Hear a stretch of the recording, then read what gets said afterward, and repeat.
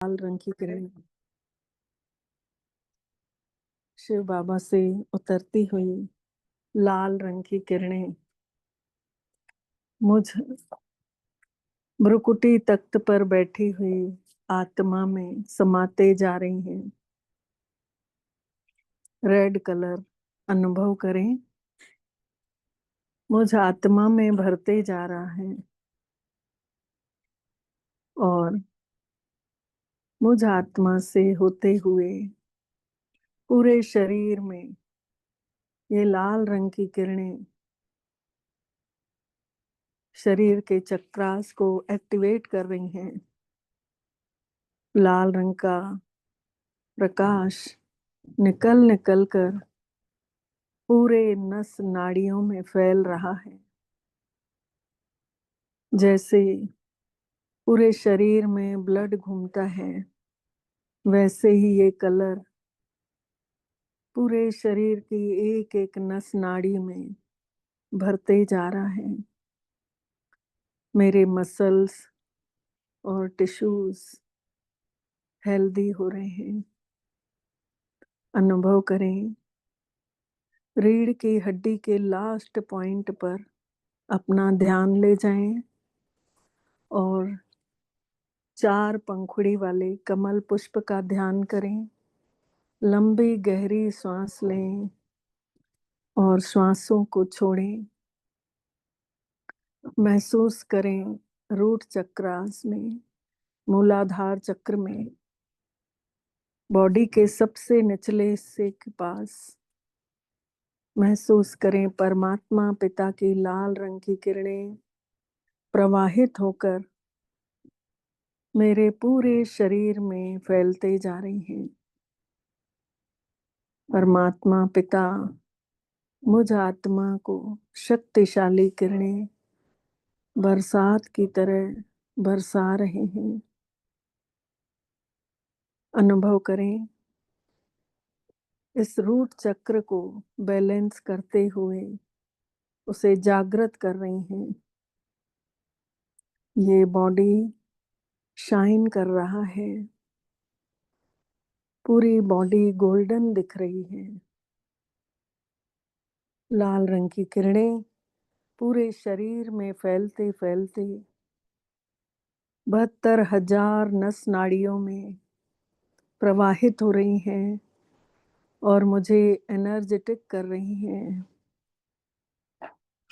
I feel the energy, I feel the vibrations, I feel the power. मैं शक्ति स्वरूप हूँ। मन में बार बार दोहराएं, मैं संपूर्ण सशक्त हूँ। मैं आत्मा और ये मेरा शरीर पूरी तरह सशक्त है। लंबी गहरी श्वास लें और छोड़ें। महसूस करें रिलैक्स, शरीर को ढीला छोड़ दें। अनुभव करेंगे अब मीठे शिव बाबा से उतरती हुई पवित्रता की नारंगी रंग की किरणों को महसूस करें। पवित्र विचारों को प्रवाहित होने दें। इन नारंगी रंग की किरणों को अनुभव करें मुझ आत्मा में समाते हुए। मुझ आत्मा से कमर, गर्दन, रीढ़ की हड्डी की तरफ जा रही हैं और ध्यान पूरा नाभि से 4 अंगुल नीचे। अपना ध्यान नाभि से 4 अंगुल नीचे बनाकर रखें। अपने स्वादिष्ठान चक्र को बैलेंस होता हुआ देखेंगे। ऑरेंज कलर को विजुअलाइज करें, महसूस करें। परम पिता परमात्मा से ऑरेंज कलर की किरणें मुझ आत्मा में समा रही हैं और मुझ आत्मा से रीढ़ की हड्डी में समाते हुए मेरे स्वादिष्ठान चक्र को प्योर बना रही हैं। स्वादिष्ठान चक्र हील होते जा रहा है। मैं परम पवित्र स्वरूप आत्मा हूँ। पवित्रता मेरा निजी गुण है। इसे अपने अंदर समाते जाएं। जिस तरह कमल के फूल के ऊपर एक बूंद भी कीचड़ रुक नहीं सकता, रोल डाउन होकर नीचे चला जाता है, उसके ऊपर कोई छाप नहीं छोड़ता। ठीक इसी प्रकार स्वादिष्टान चक्र के मेडिटेशन से जब अपने आप को मैं आत्मा प्योर अनुभव करती हूँ, तो बाहर की दुनिया का कोई भी नेगेटिव बात या शब्द मुझे कोई छाप नहीं छोड़ पाता। मैं परम पवित्र आत्मा हूँ। I feel very very pure. महसूस करें, रिलैक्स हो जाएं। अनुभव करेंगे शिव बाबा से आती हुई। महसूस करें, धीरे धीरे मणिपुर चक्र का ध्यान करेंगे। पीले रंग की किरणों को अनुभव करेंगे। ये किरणें हमारे पूरे डाइजेस्टिव सिस्टम को स्वस्थ करती हैं। नाभि हमारे पूरे शरीर का सेंटर पॉइंट है। नाभि से ही हम सबका जन्म मरण जुड़ा हुआ है। अगर हमारा नाभि चक्र एक्टिवेट रहता है, बैलेंस रहता है, तो समझ लीजिए हमारा पूरा जीवन बैलेंस रहता है। हमारा खान पान सब कुछ बैलेंस रहता है। पेट के इंडाइजेशन की समस्या हो, खाना नहीं पचता हो, या ब्लोटिंग होती हो, गैस्ट्रिक ट्रबल होता हो, पेट का अल्सर हो, तो इस तरीके की सभी बीमारियों में लीवर से संबंधित कोई भी इश्यूज हो, तो इस मणिपुर चक्र का ध्यान रेगुलर करना चाहिए। तो अनुभव करेंगे बाबा से उतरती हुई पीले रंग की किरणों को अपने आत्म स्वरूप में आते हुए अनुभव करें। बाबा सुख की किरणें मुझ आत्मा को देते जा रहे हैं, और मैं आत्मा अपना ध्यान पूरी तरह पेट पर, नाभि पर रखूंगी। अनुभव करें, चक्र की लोकेशन नाभि के ऊपर रहती है। यही महसूस करेंगे पीले रंग की किरणें आकर मेरे पूरे येलो कलर के चक्रास को एक्टिवेट कर रही हैं। कोई भी तरीके का हेल्थ इशू है तो धीरे धीरे खत्म होते जा रहा है।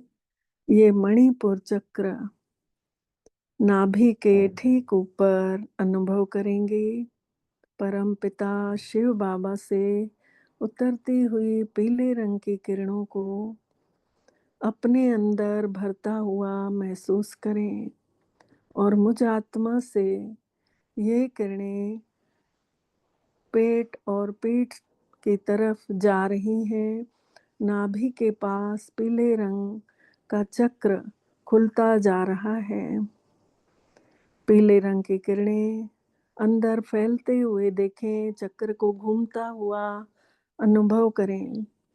जैसे जैसे ये चक्र घूमते जा रहा है, बैलेंस होते जा रहा है।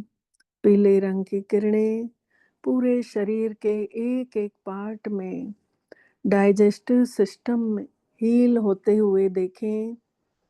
इससे अनुभव होगा सुख का, सुख की महसूसता होगी। भोजन करने के बाद शरीर को और मन को सुख का अनुभव होता है।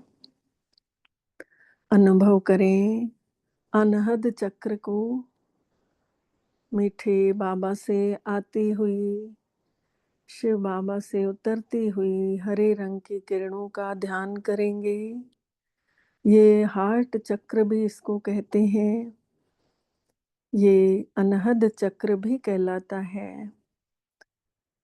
अपना ध्यान हृदय पर ही रखेंगे, सेंटर ऑफ द चेस्ट। जिनका हृदय कमजोर है, हार्ट से संबंधित कोई इश्यूज हैं, लंग्स से संबंधित कोई इश्यूज हैं, पल्मना है या कार्डियक या कोई भी इशू है, तो सभी इसका ध्यान रेगुलर बेसिस पर किया करें। अपना ध्यान पूरा फोकस करेंगे हार्ट चक्र पर। ग्रीन कलर के को विजुअलाइज करें, अपने हृदय में हरे रंग को फैलते हुए देखें। जैसे मीठे बाबा की बनाई हुई ये प्रकृति वनस्पति हरी भरी है, लहलहाते पेड़ पौधे पत्ते वनस्पति का हिस्सा हरे रंग का है। वही हरा रंग अपने हृदय चक्र में महसूस करेंगे। शिव बाबा से उतरती हुई हरे रंग की किरणों को अनुभव करें। महसूस करें मेरा हृदय प्रेम से भरते जा रहा है। मैं प्रेम स्वरूप आत्मा हूँ। अपने हृदय चक्र को भगवान के प्यार से भरपूर अनुभव करें। My heart is full of love of God. My heart is full of love of Almighty. I feel the love of divine. ये निस्वार्थ प्रेम है, शक्तियों से भरा हुआ प्रेम है। ये प्रेम मुझ आत्मा को सशक्त बना रहा है। इस प्रेम के भाव को अपने हृदय में समा लें। हरे रंग को अपने आसपास सब जगह फैलता हुआ अनुभव करें।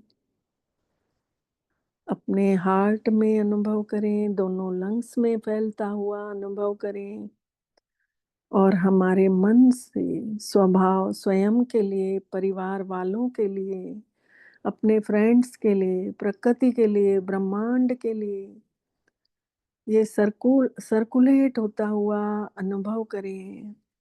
महसूस करें जब मेरा हृदय परमात्म प्रेम से भर जाता है, तब मैं पवित्र महसूस करती हूँ, भरपूर महसूस करती हूँ। अनुभव करें। अब थ्रोट चक्र का ध्यान करेंगे। गले के सामने जैसे नीला आकाश विशाल है, समुद्र का रंग भी नीला है, बिल्कुल उसी तरीके से अपने थ्रोट चक्र को महसूस करें। उसके अगल बगल नीले रंग से भरा हुआ महसूस करें। गले पर अपनी आवाज को मधुर होता हुआ देखेंगे और इस चक्र पे फोकस करेंगे। थ्रोट चक्र को अनुभव करेंगे, एक्टिवेट हो रहा है। मीठे अनुभव करें। जिनको भी थायराइड की समस्या है, उसे हील होता हुआ अनुभव करेंगे। आसमानी नीला रंग आपके थ्रोट को कवर किया हुआ है। धीरे धीरे ये थ्रोट चक्र घूमते घूमते बैलेंस होते जा रहा है, एक्टिवेट होते जा रहा है। विजुअलाइज करें निराकार परमपिता परमात्मा से आसमानी रंग की किरणें उतर उतर कर इस थ्रोट चक्र को भरपूर होते हुए देखें। मुझ आत्मा में समा रही हैं और मुझ आत्मा से गले के थ्रोट चक्र में भरते जा रही हैं। विशालता का अनुभव करें। अपने कंठ को हील होता हुआ देखें। आवाज मधुर हो रही है, आकर्षक होते जा रही है। सभी तरह के गले के विकार खत्म होते हुए देखें। हेल्थ इश्यूज सारे खत्म हो रहे हैं। इस थ्रोट चक्र का अभ्यास रोज करते रहना चाहिए। अनुभव करें आज्ञा चक्र को। इस चक्र से अद्भुत अनुभव होते हैं। सॉरी। इस चक्र से अद्भुत अनुभव होने लगते हैं। ब्रेन भी शार्प होता है। महसूस करें गहरा नीला रंग। अनुभव करेंगे मीठे बाबा से आता हुआ गहरा नीले रंग का प्रकाश मेरे मस्तक के बीचों बीच, भ्रुकुटी के बीच में। यहाँ आज्ञा चक्र को अनुभव करेंगे। ओम का उच्चारण 5 बार प्रतिदिन किया करें। लंबा गहरा श्वास लें, फिर छोड़ें।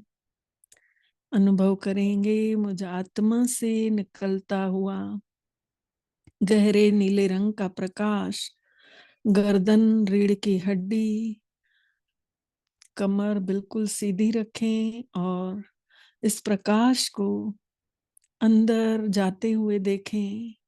अपना ध्यान दोनों आईब्रो के बीच में ले आएं। एक पॉइंट पर फोकस कर लें। चाहें तो आंखें बंद कर सकते हैं। मस्तक के बीचों बीच अनुभव करेंगे ये वाइब्रेशंस। अपने चेहरे पर देखें। Feel the vibrations of Omkara in your face, in your mind and in your whole body.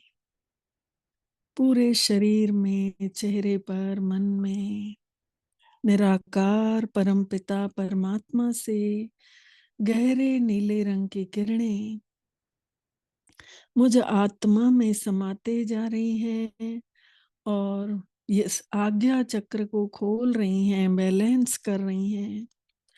नित्य प्रतिदिन ओम का जाप इस आज्ञा चक्र को ओपन करता है, बैलेंस करता है। महसूस करें मैं शांत, प्रेम से भरपूर शक्तिशाली आत्मा हूँ। इस शरीर को चलाने वाली मैं चैतन्य सत्ता हूँ। परम पिता से आती हुई पवित्रता की किरणें, ये दिव्यता मेरे अंदर प्रवेश करते जा रही है और मुझे दिव्य बना रही है। इस दिव्यता को महसूस करें, अनुभव करें। सहस्त्रार चक्र का जो मेन पावर हाउस है पूरे सिस्टम का, यही वो 7वां चक्र है। बैगनी रंग की किरणों का अनुभव करें।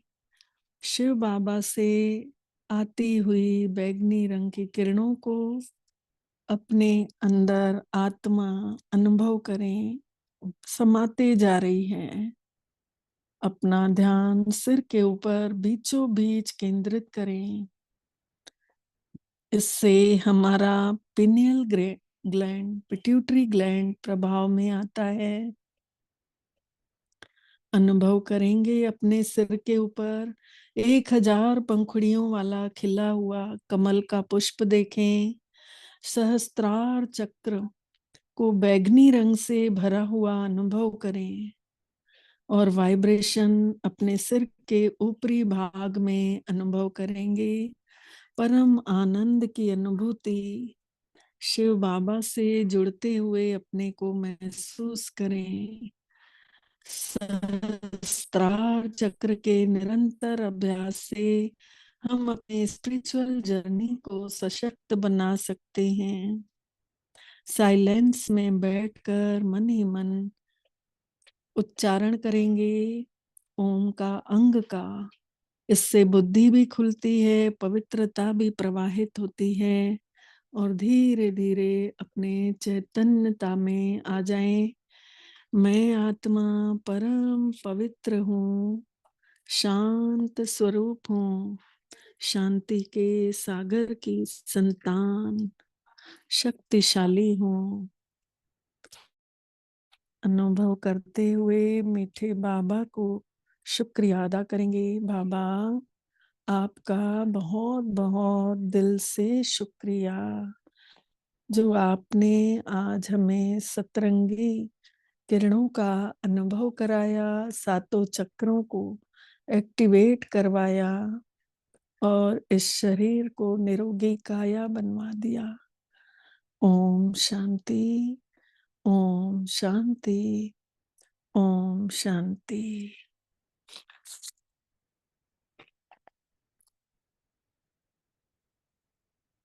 हाणे ॿुधंदासीं मिठड़े बाबा जा मिठड़ा महावाक्य।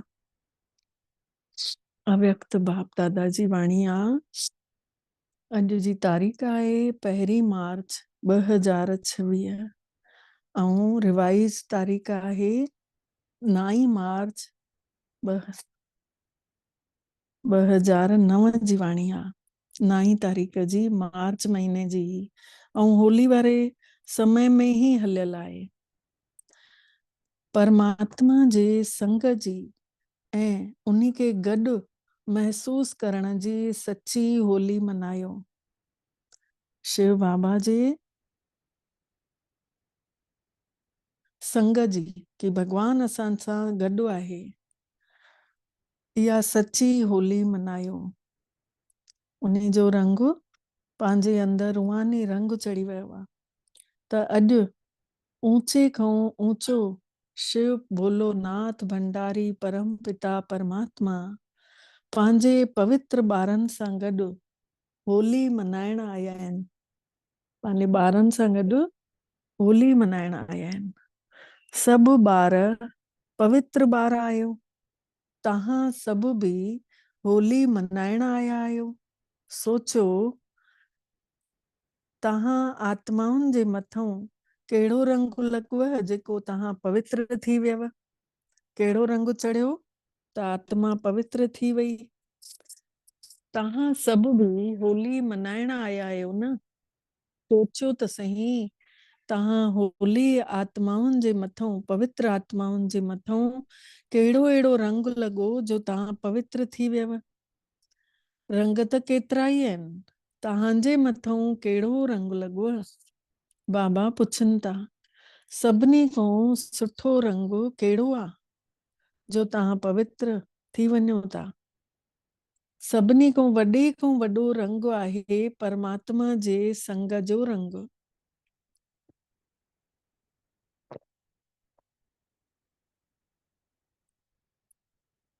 परमात्मा जे संग जो रंग लॻण सां सहज ही पवित्र थी वियव।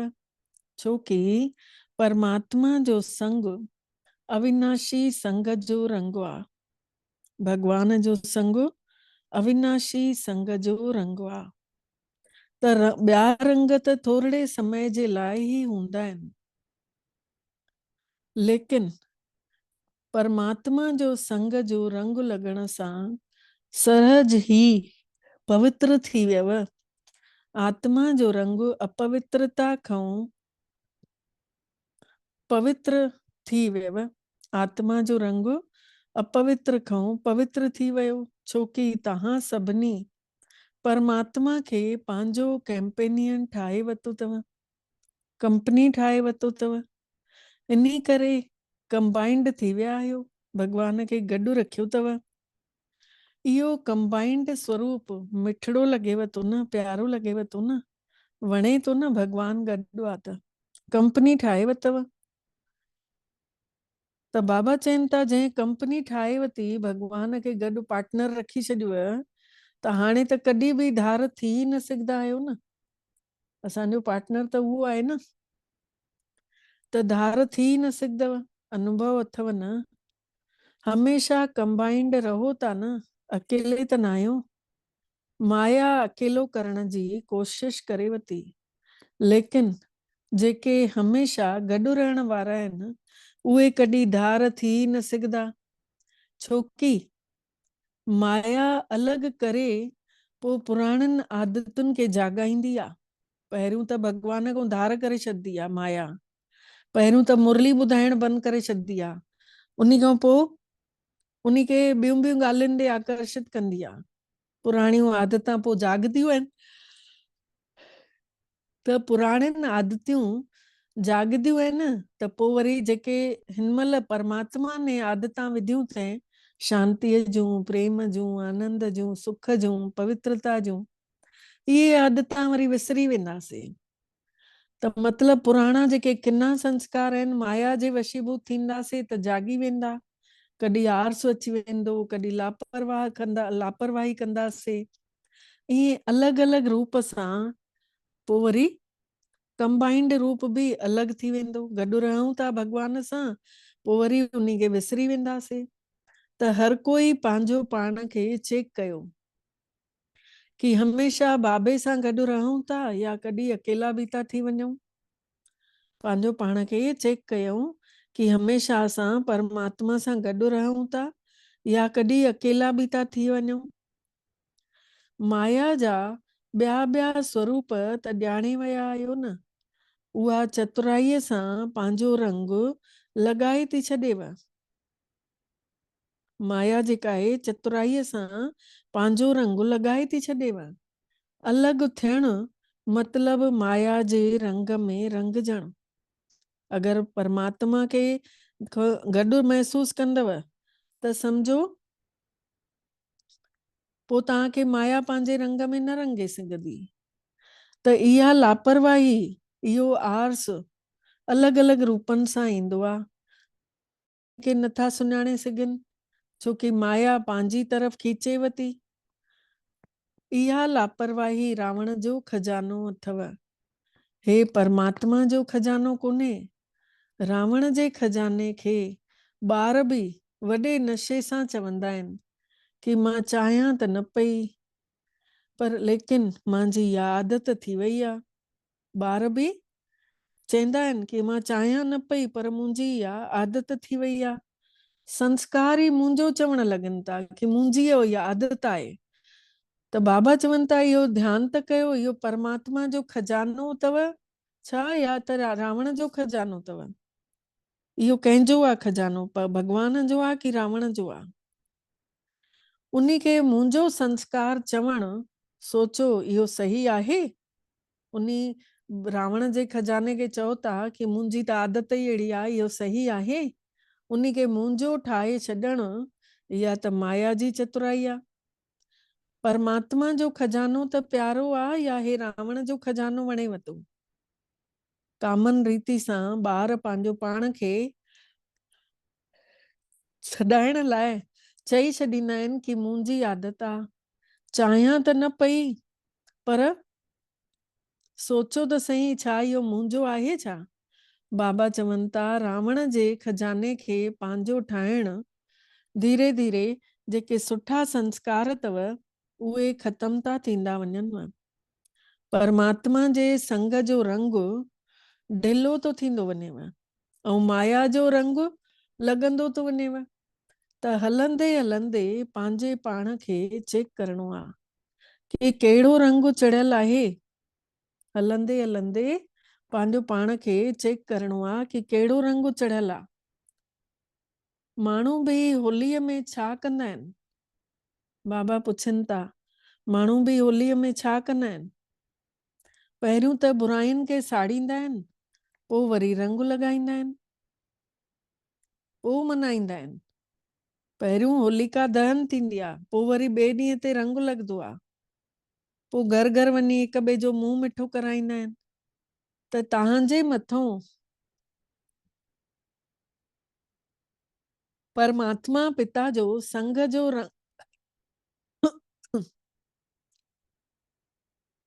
संग जो रंग लॻायल अथव न। गॾु गॾु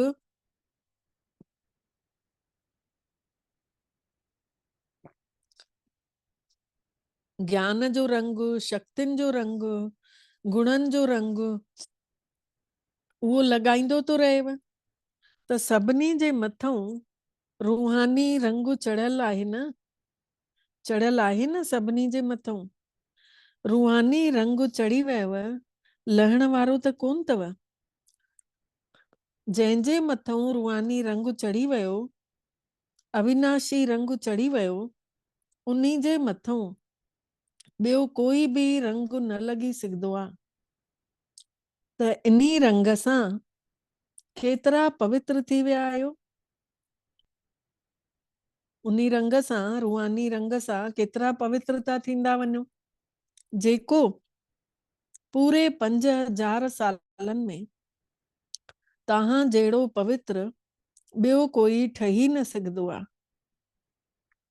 तव्हांजी पवित्रता परमात्मा जे संग जो रंग, परमात्मा सां गॾु रहण जो अनुभव सभिनी खां न्यारो ऐं प्यारो आहे।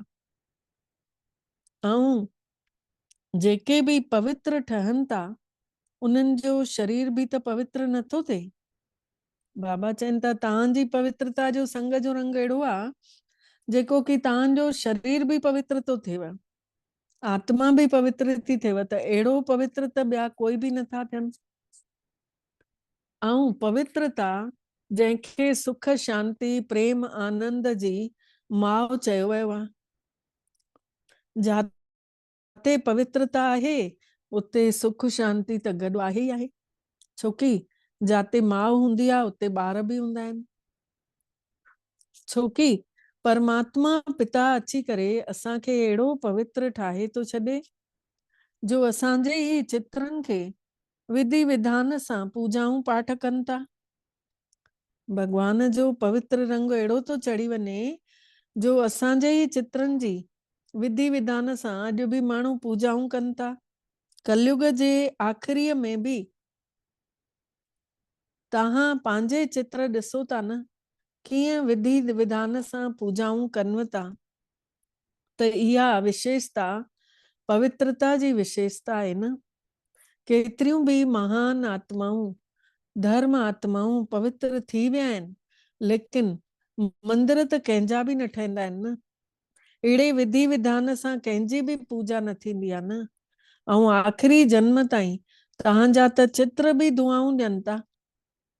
बाबा चवनि था देवी देवताउनि जी मूर्तियूं कीअं आहिनि, सभिनी खे आशीर्वाद जो हथ। तव्हांजा चित्र बि दुआऊं ॾियनि था। थोड़े समय जो सुख शांति महसूस त कनि था न। त तव्हांजी होली ऐं दुनिया वारनि जी होलीअ में मनाइण में केतिरो फ़र्क़ु आहे। भले उहे मनोरंजन जे लाइ थोड़ो बि तव्हां थोड़ो घणो मनायो था, लेकिन सची होली त तव्हां परमात्मा जे संग जी रंग जी मनायो था न। बाबे खे गॾु महसूस कयो था न सची होली। होलीअ ते त माण्हू अलॻि अलॻि रूप सां बि मनाईंदा आहिनि। हूअं त तव्हां ॼाणियो था होली शब्द जो बि रहस्य आहे जेको तव्हां ई ॼाणियो था ऐं तव्हां ई मनायो बि था। होलीअ जो अर्थ आहे जेको गुज़री वियो, जेको समय गुज़री वियो त गुज़री वियो। तव्हां सभिनी पुराणो जीवन, पुराणियूं ॻाल्हियूं, पुराणा संस्कार, पुराणा व्यर्थ जा वीचार सभु होली करे छॾिया अथव न, सभु ॾेई छॾिया अथव न। गुज़रियल ॻाल्हि थी वई सो थी वई, ईअं कयो अथव न। बाबा पुछनि था कि हिन महिल बि काई ग़लती सां पुराणियूं आदतां अची थियूं वञनिव। जॾहिं असांजो जनम ई नयो आहे, तव्हां सभु मरजीवा ठही विया आहियो। ठही विया आहियो न मरजीवा। हथ मथे खणो। अच्छा, नयो जनम थी वियो अथव त पुराणो जनम कीअं यादि ईंदव। पुराणो त पुराणो थी वियो। अगरि गुज़रियल ॻाल्हियूं या वीचार या संस्कार यादि अचनिव था त छा चवंदासीं।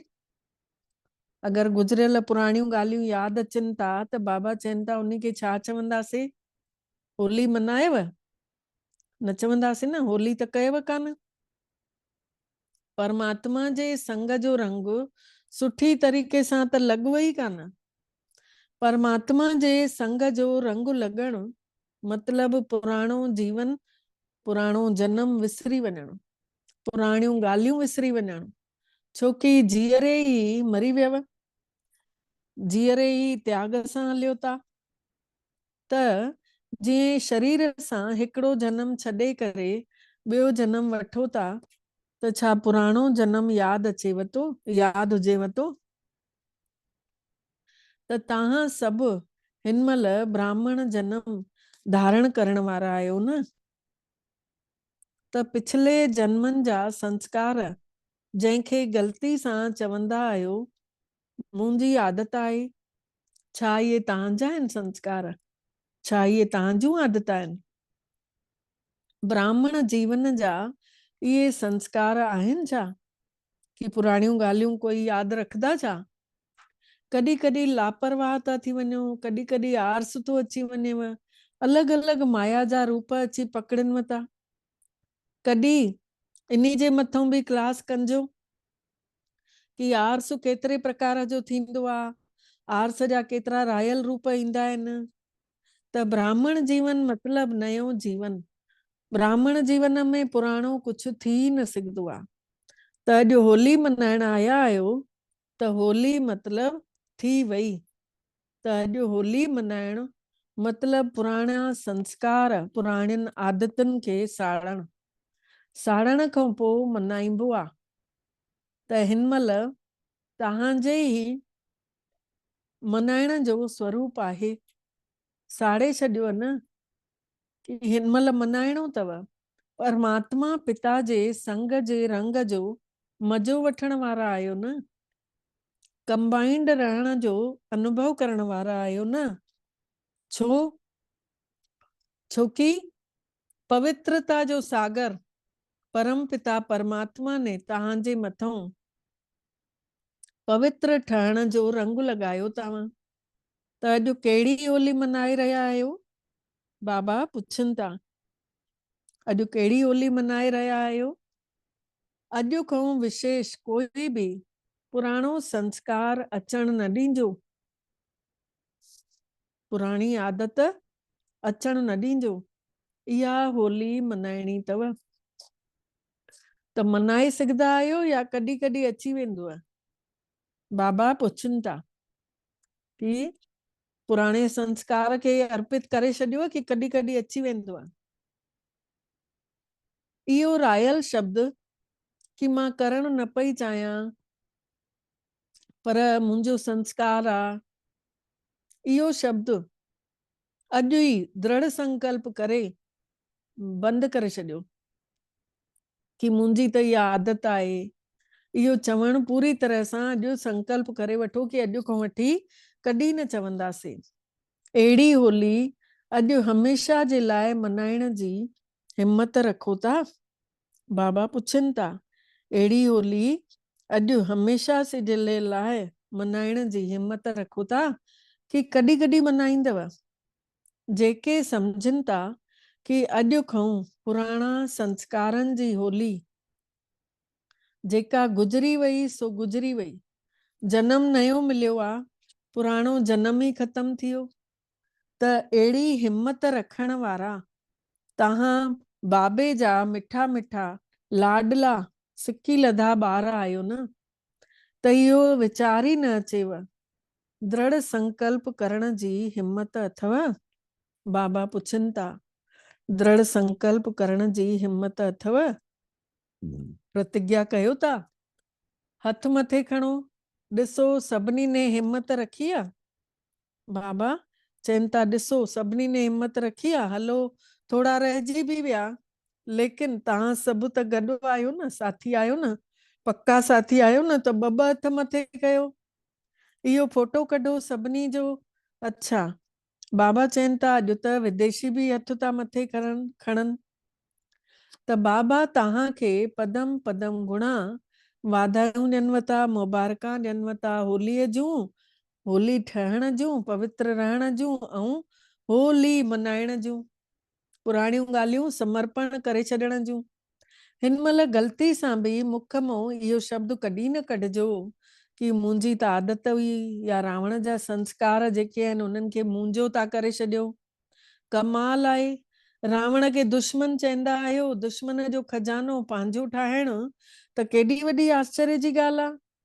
तव्हांखे बि त आश्चर्य लॻेव थो न कि छा चवनि था, ग़लती सां चई छॾियो था, पोइ वरी अंदर में दिलि खाएव बि थी, चई छॾियो था पोइ अंदर में दिल बि खाए वती, महसूस बि कयो था कि बाबा सां ॻाल्हियूं बि कयूं पिया, माफ़ी बि वठी पिया वठूं कि बाबा सुभाणे खां असां ईअं न कंदासीं। पोइ वरी करण बि लॻो था, त हाणे बाबा छा करनि, ॾिसंदा रहनि। बाबा पुछनि था, मां तव्हांजी इहा हरकतां ॾिसंदो रहां। हाणे इन्हीअ शब्द जी होली साड़े छॾियो। ॾिसो, साड़ण जी हिकिड़ी ॾाढी सुठी ॻाल्हि बि ॿुधाईंदा आहिनि। कोकीअ में धाॻो ॿधी करे पचाईंदा आहिनि न, होलिका ते पचाए करे खणी वेंदा आहियूं न। कोकीअ में रुई बि विझंदा आहियूं अंदर, चइनिनि कुंडनि में 4 भागनि में धाॻो बि ॿधंदा आहियूं, त कोकी पची वेंदी आहे। जंहिं महिल कढंदा आहियूं कोकी पकल हूंदी आहे, पर धाॻो न सड़ंदो आहे। इहा निशानी अथव छाजी, जेको तव्हां पहिरियों पाठ पको कयो अथव न, कि आत्मा अविनाशी आहे ऐं शरीर विनाशी आहे। उन्ही जी इहा यादगार ठाहे छॾियो अथऊं। त बाबा ॾिसनि था कि इहो त्योहार शास्त्र ठाहिण वारा ॿार बि कमाल जा आहिनि, घटि कान्हनि। आहे त हो बि परमात्मा जा ॿार ई, लेकिन तव्हां सभु आहियो सिकी लधा ॿार। त भले उन्ही में अटे में लूण जेतिरो आहे, बाक़ी वधायो चढ़ायो अथऊं, पर अथनि त रमणीक न, बोर त नथो करे न। तव्हां ई ॾिसो, हर त्योहार जो यादगार मनायो था न, लेकिन केतिरियूं ॻाल्हियूं जेके सूक्ष्म आहिनि उन्ही खे स्थूल रूप ॾेई छॾियो अथऊं। लेकिन यादगार त मनाइनि था न, अॼु बि भक्ति त घटि नथा करनि। भक्तिअ में बि द्वापर ऐं कलयुग में कुझु न कुझु ॻाल्हियूं त यादि रखियूं अथऊं। वधीक विकारी ठहण खां भक्तिअ ने बि बचाए छॾियो अथईं। वधीक विकारी ठहण खां भक्तिअ ने बि बचाए छॾियो अथईं। त बाबा इहा सामग्री, इहो सामान, त्योहार शास्त्र ठाहिण वारनि खे बि उन्हनि जो फल ॾींदो। वरी बि भक्तिअ में कुझु त यादि करनि था न, विकारनि खां थोरे महिल लाइ बची त वञनि था न। कोई विर्त रखंदा आहिनि त विकार में न वेंदा आहिनि, कोई तीर्थनि ते वेंदा आहिनि त विकारनि में न वेंदा आहिनि। त बाबा चवनि था वरी बि भक्तिअ बचाए त रखियो अथव न। त तव्हां अॼु कहिड़ी होली मनायो था? कहिड़ी होली मनाई अथव? होली मतलब सभु चओ होली। हीअं कयो, हथ जो इशारो बाबा ॾियनि था। होली मतलब मां थी वियमि, पक्को आहे न, मनायो अथव न, मनायो अथव न। अच्छा, वरी सुभाणे माया ईंदव, छोकी माया बि हिन महिल ॿुधे वती। लेकिन तव्हां ईअं न कजो, पंहिंजे पाण वटि न सॾु कजो। मज़ो अथव न, इन्ही में मज़ो आहे न, त मज़े में रहिजो। परमात्मा के यादि करणु, परमात्मा शिव भोलो नाथ भंडारी असांखे केॾो रूहानी रंग विझे थो, जंहिंसां असां सभु होली हंस ठही था वञूं।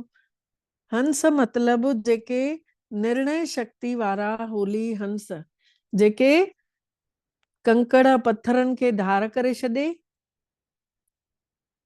मोती मोती धार करे छॾे। त असां बि होली हंस माने निर्णय करण वारा। काई बि ॻाल्हि, बाबा चवनि था कोई बि कर्म कयो न, त हिकु सीट फिक्स करे छॾियो। पहिरियों उन सीट ते वेहो, पोइ निर्णय कयो। उहा सीट ॼाणियो था कहिड़ी? उहा सीट अथव त्रिकालदर्शी जी सीट। पहिरियों त्रिकालदर्शी जी सीट ते वेही करे टिनिनी कालनि खे ॾिसो। छड़ो अॼु जो ॾींहुं न सोचो, पुराणी बि इन जी ॻाल्हि सोचो। हीअ ॻाल्हि हीअं थी हुई, अॼु इन रूप में आई आहे। अगरि मां इहो कमु कंदमि त इन जो रिजल्ट छा ईंदो, उहो बि सोचे सम्झी वीचारे करे पोइ उहो कर्म कयो। टिनिनी कालनि खे ॾिसंदव त फ़ाइदो अथव न या नुक़सान अथव? केतिरा ॿार वॾा चालाक आहिनि, उन्हनि जी चालाकी ॿुधायांव? बाबा पुछनि था, ॿुधायांव छा चवंदा आहिनि? हिन कम खे त हलाइणो हुयो, इन लाइ कमु हली वियो। बाक़ी मां सम्झां थी या सम्झां थो पियो, करणु न घुरिजे, लेकिन करे वरितो। लेकिन हाणे करे त वरितो, पर कर्म जो फल बि त मिलंदो न। त इहा चालाकी न कजो। पोइ बाबा खे ॾाढो रिझाइनि था, ग़लति कर्म करे कि करे विधो, मां करणु न पई चाहियां पर मूंसां ई थी वियो, ग़लती कनि था। पोइ बाबा खे अहिड़ियूं अहिड़ियूं ॻाल्हियूं ॿुधाइनि था कि बाबा तव्हां त रहमदिल आहियो न, तव्हां त क्षमा जा सागर आहियो न। बाबा खे बि यादि कराइनि था कि तव्हां केरु आहियो। तव्हां चयो हुयव न कि मूंखे ॿुधाए करे ख़तमु करे छॾिजांइ, लेकिन महसूसता सां ॿुधाए करे ख़तमु कजो। काई बि ॻाल्हि ॿुधायो, महसूस कयो उन्ही खे कि भई हा मूंसां हीअ चीज थी आहे ग़लति, अॻिना मां इन ॻाल्हि ते ध्यानु ॾियां। बसि इहो हिकु अखर पको कयो था, ॿुधाए त छॾियो था, लेकिन पहिरियों पंहिंजो दृढ़ संकल्प पंहिंजो पाण खे मटेव, पोइ तव्हांजे परिवार खे मटिजी वेंदा पाण ई। रिझाइनि ॾाढो था ॿार, बाबा खे रिझाइनि था। तव्हां ई त चयो हुयव, त बाबा बि यादि ॾियारनि था, हा तव्हां ई चयो हुव, तव्हां ई चयो हुव। त बाबा चवनि था केॾी चतुराई था करनि ॿार।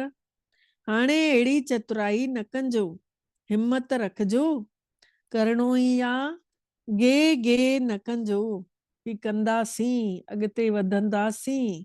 अॼु ई करणो आहे, काल करे सो आज कर, आज करे सो अब, पल में परलय होएगी बहुरी करेगा कब, चवंदा आहिनि न। त बाबा सॼे ॾींहं में चवनि था इहे कंदासीं, हे हीअं कंदासीं, त इहे गे गे जा गीत ॾाढा ॿुधाया अथव, करे ॾेखारंदासीं, ठही वेंदासीं, लेकिन इन जी स्पीड छा आहे। गे गे करण वारा बाबा सां गॾु हलंदा? बाबा पुछनि था, जेके अॼु गे गे कनि था उहे बाबा सां गॾु हलंदा? बाबा त हमेशह तयार आहे, पर गे गे वारा त तयार ई न थिया आहिनि, त बाबा सां गॾु कीअं हलंदा? ॾिसंदा रहंदा, बाबा सां गॾु वञूं था। बाबा खे हिकु हिकु ॿार खां पदम गुणा प्यार आहे। बाबा खे हिकु हिकु ॿार सां पदम गुणा प्यार आहे। बाबा नथा चाहिनि कि मुंहिंजा ॿार मूंसां गॾु न हलनि। जॾहिं घर मोटण जो समय अची वियो आहे त छा घर न हलंदव? बाबा पुछनि था, जॾहिं घर मोटण जो समय अची वियो आहे त छा घर न हलंदव? छोकी घर वञी करे पोइ पंहिंजे राज में त अचिणो अथव। घर न हलंदव त ब्रह्मा बाबा सां गॾु त राज में न ईंदव, पोइ ईंदव। त तव्हांजो वाइदो छा हुयो? बाबा पुछनि था, वाइदो छा हुयव? गॾु हलंदासीं, गॾु ईंदासीं, त इन में बि गे गे लॻाईंदव, पहुची वेंदासीं, ॾिसंजो बाबा ज़रूर पहुची वेंदासीं। त बाबा चवनि था इहा भाषा बि हाणे समाप्त कयो। अच्छा, सभिनी चइनिनि पासनि जे ॿारनि खे बाबा ॾिसनि था, परे वेठल बि साइंस जे साधननि सां मेजॉरिटी जॻहियुनि ते, सेंटरनि ते, उते बि बाबा ॾिसंदा रहंदा आहिनि। तव्हां टोली खाओ था न, त उहे बि टोली विरहाइनि था, कुझु विरहाइण वारा, कुझु खाइण वारा, त सभिनी खे बाबा ॾिसनि पिया, कीअं परे परे वेठल बि साम्हूं अनुभव था करनि पिया। ॿार भले कोई विदेश में यादि कंदा हूंदा, टोली ॾिसंदा हूंदा, बाबा विरहाइनि था, ॿार खाइनि था, सभिनी खे मज़ो ईंदो हूंदो, असां बि उते आहियूं। त चइनिनि पासनि जे ॿारनि खे जेके हमेशह बाबे जीअं संपन्न ऐं संपूर्ण आहिनि, ठहनि था, इन्हीअ वीचार खे धारण करे वेठा आहिनि ऐं दृढ़ता जी ताक़त सां समय अनुसार इन्ही संकल्प खे ॾींदा रहनि था। अहिड़े ई चारों चइनिनि पासनि जे शुभ संकल्प धारण करण वारनि खे गॾो गॾु भगवान जी आशाऊं पूरियूं करण वारे आत्माउनि जे सितारनि खे गॾु गॾु दादी जा जेके बोल हुया कि कर्मातीत त ठहिणो ई आहे, थियणो ई आहे, थियणो ई आहे कर्मातीत। ऐं मम्मा जा इहे बोल हुया कि हमेशह जेको करिणो आहे उहो कंदासीं, उहो अॼु कंदासीं। उहो मम्मा जा बोल हुया, सुभाणे मथां न छॾींदासीं। ऐं दीदी चवंदी हुई कि हाणे घर हलणो आहे, त इहे कननि में गूंजण घुर्जनि बार बार दीदी जी दादी जी ॻाल्हि बार बार हाणे सोचणु घुर्जेव कि हाणे त घर हलणो आहे, त इहा धुनी लॻाए छॾियो कि कर्मातीत ठहिणो आहे ऐं हाणे घर बि हलणो आहे। इहा वाणी बार बार यादि करण सां, यादि में अचण सां समर्थ आत्माउनि खे बाबा जे तरफ़ों होली ॿारनि खे मुबारका हुजनि, वाधायूं हुजनि। ऐं असां सभु ॿारनि जी बि मिठड़े बाबल खे दिल सां याद प्यार गुड मॉर्निंग ऐं नमस्ते बाबल मिठड़ा नमस्ते। शुक्राना बाबल तव्हांजा बारंबार शुक्राना जे तव्हां असांखे पंहिंजो कयव ऐं असां सभिनी जो पदमा पदम भाग्य जाॻायो। गॾु गॾु सभिनी खे बाबा पहिरियों खोई मधुबन जे गेवरनि सां पहिरियों मुख मिठो कराइनि था त इहो गेवर खाओ त सभिनी खे पदम पदम गुणा बाबल मिठड़े जूं ऐं एडवांस पार्टी जे सभिनी ॿारनि जो याद प्यार ऐं बाबल जी नमस्ते।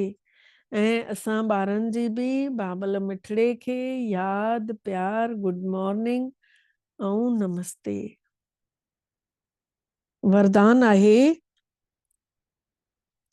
महसूस कंदासीं बाबा पाण इन धरतीअ ते अची करे ब्रह्मा जे तन में फरिश्ते स्वरूप में अची प्रकट थिया आहिनि।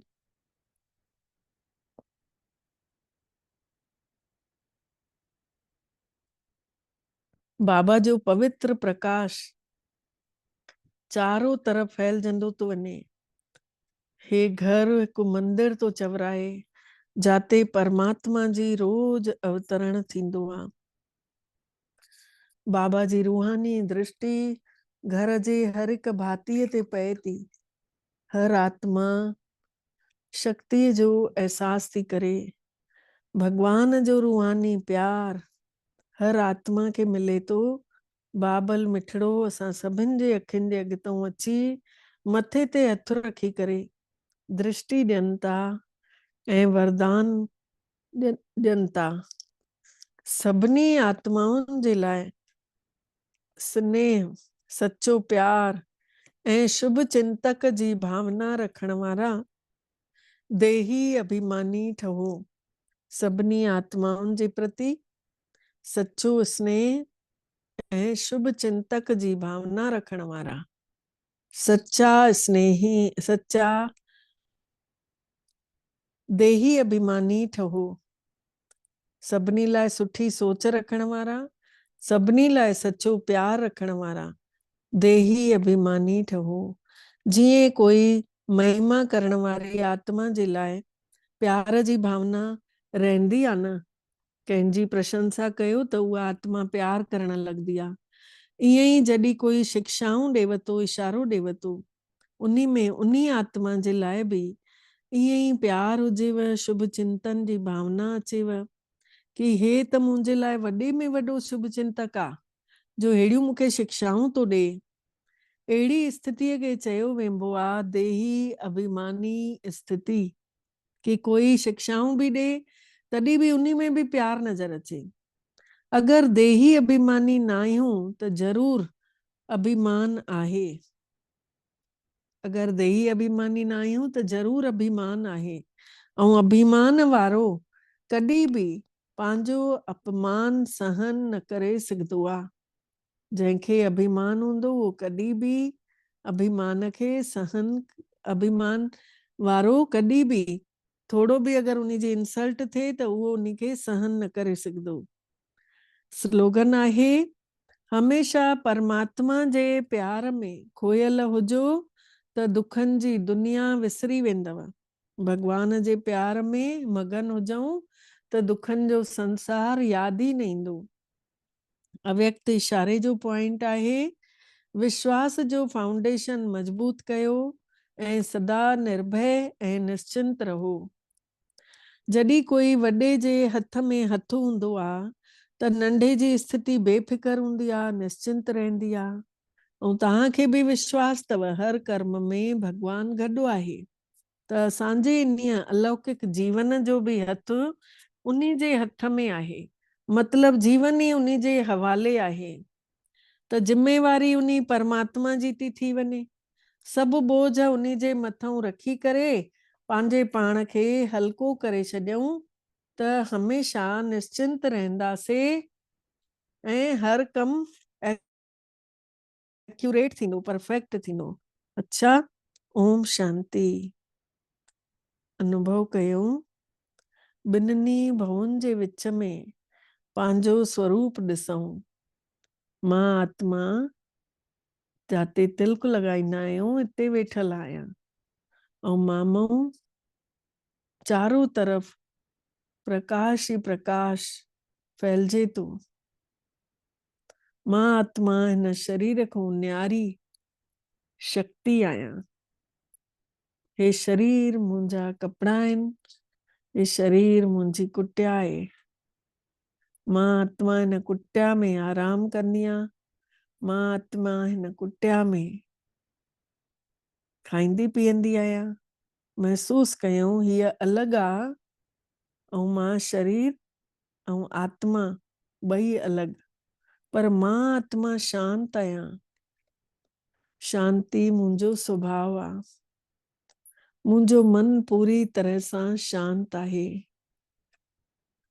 मां आत्मा परम पवित्र आहियां, सुखी आहियां। पंहिंजे पाण खे स्वीकार करे वठूं कि मुंहिंजो ओरिजिनल स्वरूप पवित्र आहे ऐं इन्ही पवित्र स्वरूप मां किरणा फैलजनि थियूं, चारों तरफ वेंदियूं थी वञनि। मां आत्मा अविनाशी आत्मा आहियां। पंहिंजे मन बुद्धीअ सां पंहिंजो पाण खे महसूस कयूं।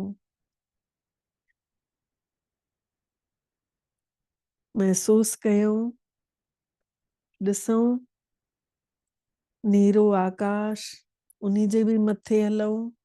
सूक्ष्म लोक, फरिश्तनि जी दुनिया, जाते चारों तरफ अच्छो प्रकाश प्रकाश आहे। महसूस कयूं धीरे धीरे सूक्ष्म वतन खां भी अञा उॾरूं था मथे, सुनहरे प्रकाशवान आसमान में। इहो ई असांजो असली घर आहे, शांति धाम आहे। महसूस कयूं जाते चारों तरफ शांति जो वातावरण आहे, शांति जो सागर। महसूस कयूं चारों तरफ शांति जो किरणा फैलाए रखियूं अथई। मां आत्मा पंहिंजे घर शांति धाम में गहरी शांति में आहियां। निराकार महाज्योति शिव बाबा, उन्हीं जो स्वरूप भी ॾिसूं था, महसूस कयूं था। बुद्धि स्थिर करे वठूं था बाबा जे मथों। प्यार जो सागर, शांति जो सागर, ज्ञान जो सागर, सर्वशक्तिवान, जंहिंखे पाण सभु ॻोल्हियूं पिया, मिलण पिया चाहियूं। सभिनी खे सदगति ॾियण वारो,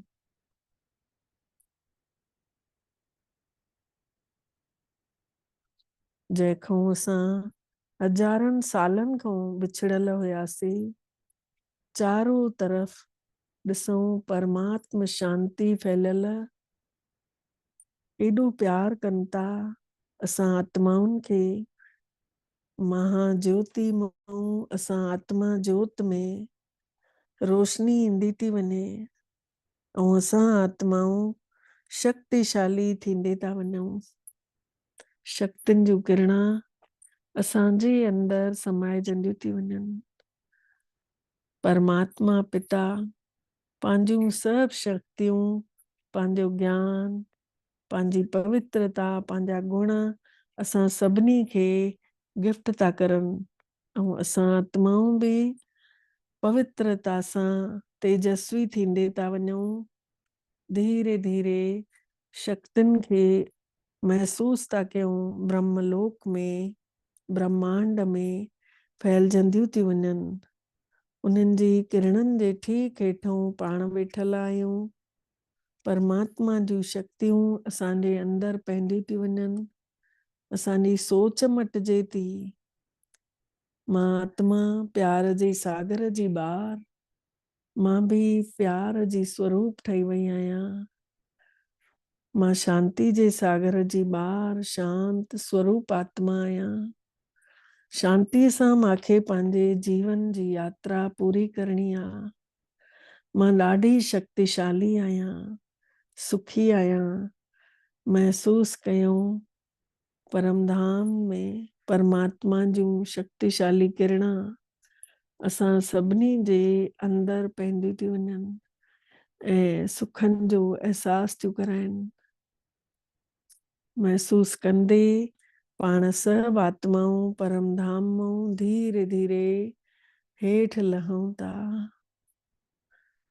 शिव भोलो भंडारी, त्रिलोकीअ जो अधिकारी असां आत्माउनि खे बि पाण जहिड़ो ठाहे हेठि मोकिलीनि था। ऐं धीरे धीरे असां हेठि अची पंहिंजे पंहिंजे मिटीअ जे पुतले में अची समाइजी वञूं था। समाईंदे सां ई मां आत्मा हिकदमि चैतन्य अवस्था में, शक्तिशाली अवस्था में, त्रिकालदर्शी ठहियल, पूरे शरीर में प्रकाश तो फैलजे।